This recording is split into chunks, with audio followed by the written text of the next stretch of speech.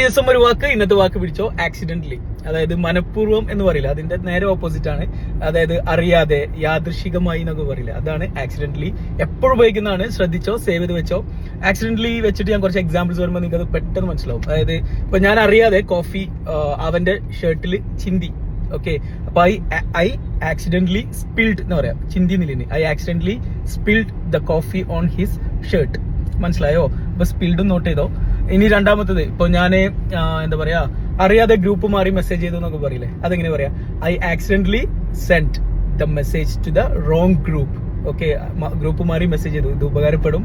ഇനി വേറെ പറയുകയാണെങ്കിൽ, ഞാൻ അറിയാതെ ബോസിനെ വിളിക്കുന്നതിന് പകരം ഫ്രണ്ടിനെ വിളിച്ചു. I accidentally called the boss instead of calling my friend. മനസ്സിലായോ? അങ്ങനെയാണെങ്കിൽ ഈ ആക്സിഡന്റലി ഇവിടെ നേരെ ഓപ്പോസിറ്റ്, മനഃപൂർവ്വം എന്നത് എങ്ങനെയാ ഇംഗ്ലീഷ് പറയാന്ന് ഇവിടെ കോമന്റ് ചെയ്യാം. സോ ഗൈസ്, ഇതെല്ലാം നമ്മൾ എപ്പോഴും ഉപയോഗിക്കുന്നതാണ്. അപ്പൊ നിങ്ങൾ ഞങ്ങളുടെ കോഴ്സിൽ ജോയിൻ ചെയ്താൽ ഇതുപോലെ ഒരുപാട് വാക്കുകൾ നിങ്ങളെ പഠിപ്പിക്കും.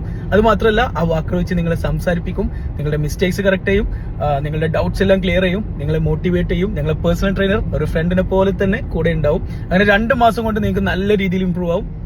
നമ്മുടെയൊക്കെ വലിയൊരു ആഗ്രഹമാണ് ഇംഗ്ലീഷ് എങ്ങനെയും പഠിക്കണം, പക്ഷെ എങ്ങനെ പഠിക്കും യാതൊരു ഐഡിയ ഇല്ല. അപ്പൊ നിങ്ങളുടെ പ്രായം, വിദ്യാഭ്യാസ യോഗ്യത ഒന്നും പ്രശ്നമില്ല, സംസാരിക്കാനുള്ള ഒരു ആഗ്രഹം, ദിവസം ഒരു അരമണിക്കൂർ നിങ്ങൾ ഫ്രീ ഇല്ല, അത് മതി. ഞങ്ങളുടെ ട്രെയിനേഴ്സ് നിങ്ങളെ ഇംഗ്ലീഷ് പഠിപ്പിക്കും. നല്ല റിസൾട്ട് ആണ്. മുകളിൽ പോവാ, ബയോയിൽ വാട്സ്ആപ്പ് ലിങ്ക് ഉണ്ട്, ക്ലിക്ക് ചെയ്യാം.